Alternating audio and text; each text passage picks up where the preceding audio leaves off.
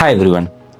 உங்களுக்கு கண் பார்வை நார்மலாக இருக்குது, சடனாக பார்வை கம்மியாச்சுன்னா எவ்வளோ கஷ்டமாக இருக்கும். ஸோ சடனாக பார்வை கம்மியாகிறதுக்கு முன்னாடி உங்கள் கண்ணிலேயே சில அறிகுறிகள்லாம் காட்டும்.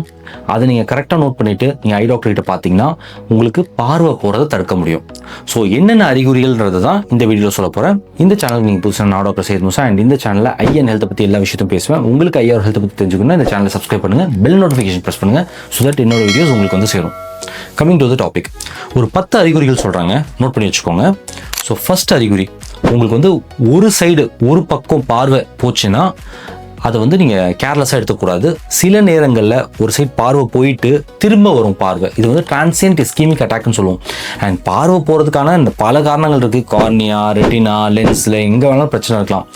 பட் சடனாக பார்வை போயிட்டு சடனாக பார்வை வந்ததுன்னா இதை வந்து அலட்சியமாக விடக்கூடாது. இது வந்து உங்களோட மூளையில் இருக்கிற ரத்த குழாய் அடைப்பாக கூட இருக்கலாம். ரெண்டாவது ரொம்ப முக்கியமான அறிகுறி, ஒரு சைடு பார்வை தெரியலன்னு சொல்லிட்டு சில பேஷண்ட்ஸ் வருவாங்க. ஒரு சைடு பார்வை தெரியல, வலது பக்கம் எனக்கு பார்வை தெரியல, இல்லை இடது பக்கம் எனக்கு தெரியல அப்படின்வாங்க. இது வந்து மூளை சம்மந்தப்பட்ட ஏதாவது ஒரு விஷயமா இருக்கலாம். அண்ட் சில பேஷண்ட்லாம் பார்த்துருக்காங்க, இதை வந்து கடைசி ஸ்டேஜ் வரைக்கும் முத்த விட்டுட்டு அதுக்கப்புறம் வருவாங்க. ஸோ அந்த மாதிரி தப்பு பண்ணாதீங்க. ஆரம்பத்திலே இதை நீங்கள் போய் ஐ டாக்டர் கிட்ட பார்த்துட்டு அவங்க தேவைப்பட்டால் எம்ஆர்ஐ ஸ்கேன் அந்த மாதிரிலாம் எடுத்து அதை சரி பண்ணலாம். இது வேற மாதிரியும் நடக்கலாம். அதாவது மேலே இருக்கிற பார்வை தெரியல, கீழே இருக்கிற பார்வை தெரியல, அந்த மாதிரி சொல்லுவாங்க. ரைட்டு லெஃப்ட்னு இருக்காது. இது வந்து குளாக்கோமா, ப்ரெஷர் கூடுதல்னால வர்ற பிரச்சனையாக கூட இருக்கலாங்க. ஸோ நீங்கள் ஒரு ஐ டாக்டரை போய் பார்க்கணும்.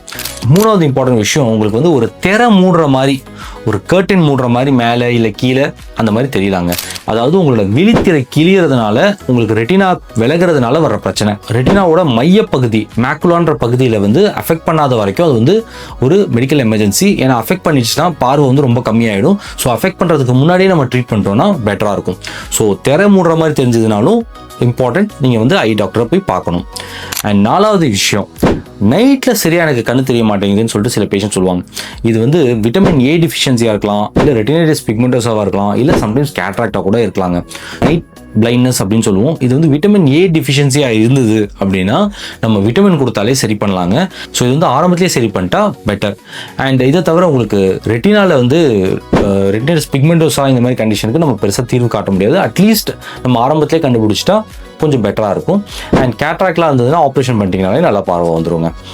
அண்ட் இதை தவிர ஃப்ளாஷஸ்ன்னு சொல்லுவோம், சடனாக பளிச்சுன்னு தெரியாது. இது வந்து விட்ரியஸ் வந்து ரெட்டினாவை புல் பண்ணுறதுனால வர்ற பிரச்சனைங்க. அதனால் உங்களுக்கு பளிச்சுன்னு தெரியும். இதில் இம்பார்ட்டன்ட் என்னென்னா எவ்வளோ நேரம் அந்த பளிச்சுன்னு இருக்கிறது தான் ரொம்ப இம்பார்ட்டன்ட். ரொம்ப நேரம் இருந்ததுன்னா உங்களோட ரெட்டினாவை ரொம்ப நேரம் புல் பண்ணிச்சுன்னா ரெட்டினல் டிட்டாச்மெண்ட் வரதுக்கான சான்சஸ் இருக்குங்க. அந்த மாதிரி பளிச்சுன்னு ரொம்ப நேரம் தெரிஞ்சிச்சுன்னா நீங்கள் ஒரு ஐ டாக்டரை கண்டிப்பாக போய் பார்க்கணும். அண்ட் இன்னொரு இம்பார்ட்டன்ட் விஷயம், நம்ம ஃப்ளோட்டர்ஸ் பற்றி நிறைய பேசியிருக்கோம். ஃப்ளோட்டர்ஸ் 99% அது ஒன்றுமே பிரச்சனை இல்லை, நார்மல்னு சொல்லியிருக்கோம். பட் ஒரு 1% சான்ஸ் வந்து அந்த ஃப்ளோட்டர்ஸ் அதிகமாகிடுச்சுன்னா அது விட்ரியஸ் ஹெமரேஜாக இருக்கலாம், இல்லை போஸ்டீரியர் யுவேட்டிஸாக இருக்கலாம், இல்லை வேறு ஏதாவது விட்ரியஸில் ஏதாவது பிரச்சனையாக இருக்கலாம். ஸோ இந்த மாதிரி பிரச்சனைகள் இருந்ததுன்னா நீங்கள் ஐ டாக்டர் போய் பார்த்து அதுக்கு உண்டான தீர்வு செஞ்சீங்கன்னா உங்களுக்கு கண் பார்வையை காப்பாற்ற முடியுங்க. 7வது பாயிண்ட், உங்களுக்கு வந்து கண்ணு சிவப்பாச்சுனாலும் நீங்கள் போய் ஐ டாக்டர் பார்க்கணும். கண்ணு சிவப்பாகிறதுக்கு பல காரணங்கள் இருக்குது. ஒரு கன்ஜங்டிவைட்டிஸாக இருக்கலாம், சிம்பிள் மெட்ராசையாக இருக்கலாம், அதுக்கு வந்து ஈஸியாக ட்ரீட் பண்ணிடலாம். இதை தவிர கண்ணை வந்து யுவிஐட்டிஸ், இல்லை கார்னியல் அல்சர், இல்லை அக்யூட் ஆங்கிள் க்ளோஷர் குளோக்கோமானால ப்ரெஷர்னால கண்ணு வந்து சிவப்பாக்கலாங்க. அண்ட் ஸ்லீரைட்டிஸ், எபிஸ்லீரைட்டிஸ், அப்புறம் யுவிஐட்டிஸ், இந்த மாதிரிலாம் நிறைய காரணங்கள் இருக்குது. ஸோ இதுக்கு உண்டான ட்ரீட்மெண்ட்டை நீங்கள் உங்கள் டாக்டர் கிட்ட போய் பார்த்துட்டு எடுத்துக்கிறது பெட்டர். சில பேருக்கு எனக்கு கண்ணு எப்போதுமே சிவப்பாக தான் டாக்டர் இருக்கும், அதை நான் கண்டுக்க மாட்டேன்னு சொல்லிட்டு இருப்பாங்க. அந்த மாதிரி இல்லாமல் நீங்கள் என்ன காரணத்தினால அந்த சிவப்பாக இருக்குன்றதை பார்க்குறது ரொம்ப ரொம்ப இம்பார்ட்டன்ட். 8வது இம்பார்ட்டன்ட் விஷயம், ஐ பெயின். கண்ணில் வந்து வலி வருதுன்னா நீங்கள் கண்டிப்பாக ஒரு ஐ டாக்டரை போய் பார்க்கணுங்க. கண்ணில் வலி வருதுன்னா அது வந்து ப்ரெஷர்னாலேயும் இருக்கலாம், ஆர் கண்ணில் கரெக்டான பவர் நீங்கள் போடாட்டியும் கண்ணில் வந்து பெயின் வரலாங்க. ஸோ ப்ரெஷர் வந்து ரொம்ப ரொம்ப இம்பார்ட்டன்ட். ப்ரெஷர் இன்க்ரீஸ் ஆகிட்டே போகுது அப்படின்னா உங்களோட கண்ணில் இருக்க நரம்பை பாதிக்கும். ஸோ இந்த மாதிரி acute angle closure glaucoma, pressure increase ஆகிறதுனால உங்களுக்கு கண்ணில் பாதிப்பு வருது அப்படின்னா நம்ம சில ட்ரீட்மெண்ட் பண்ணி அதை சரி பண்ண முடியுங்க. அண்ட் 9வது இம்பார்ட்டன்ட் பாயிண்ட், சில பேருக்கு ரெண்டாக கூட கண்ணில் தெரியுங்க. ஸோ அந்த மாதிரி ரெண்டாக தெரியுதுன்னா உங்களோட கண்ணில் இருக்க நரம்போ, இல்லை கண்ணில் இருக்க மசிலோ, இல்லை மூளையில் இருக்கிற பிரச்சனையாக கூட இருக்கலாங்க. ஸோ நீங்கள் இமீடியட்டாக செக் பண்ணிவிட்டு எந்த பகுதியில் அந்த பிரச்சனை வருதுன்றதை பார்த்துட்டு அதுக்கு உண்டான தீர்வு பண்ணுறது ரொம்ப ரொம்ப முக்கியம். 10வது இம்பார்ட்டன்ட் விஷயம், சில பேருக்கு அடிக்கடி தலைவலி வருதுன்னு சொல்லிட்டு சொல்லுவாங்க. ஸோ அந்த மாதிரிலாம் இருந்ததுன்னா நீங்கள் கண்டிப்பாக ஒரு ஐ டாக்டர் பார்க்கணும். தலைவலிக்கு பல காரணங்கள் இருக்குது. கண்ணு சம்மந்தப்பட்ட பிரச்சனையாக இருக்கலாம், இல்லை இஎன்டி சம்மந்தப்பட்ட பிரச்சனையாக இருக்கலாம், இல்லை நரம்பு சம்மந்தப்பட்ட பிரச்சனையாக இருக்கலாம். பட் கண்ணு டெஸ்ட் பண்ணுறது தான் ரொம்ப ரொம்ப இம்பார்ட்டன்ட். அண்ட் முதல்ல நீங்கள் பண்ண வேண்டியது அதுதான். தலைவலிக்கான கண் சம்மந்தப்பட்ட காரணங்கள் 2 இருக்குங்க. ஒன்று கண்ணில் ப்ரெஷர் இன்க்ரீஸ் ஆனால் தலைவலி வரலாம், இன்னொன்று கரெக்டான பவர் போடலன்னா தலைவலி வரலாங்க. இதோட சேர்த்து நீங்கள் ஓவர் ஐ ஸ்ட்ரெயின் பண்ணால் கூட தலைவலி வரலாம். ஸோ கண்ணில் ப்ரெஷர் இருக்கா அண்ட் உங்களோட பவர் கரெக்டாக இருக்கான்றதை செக் பண்ணுறது.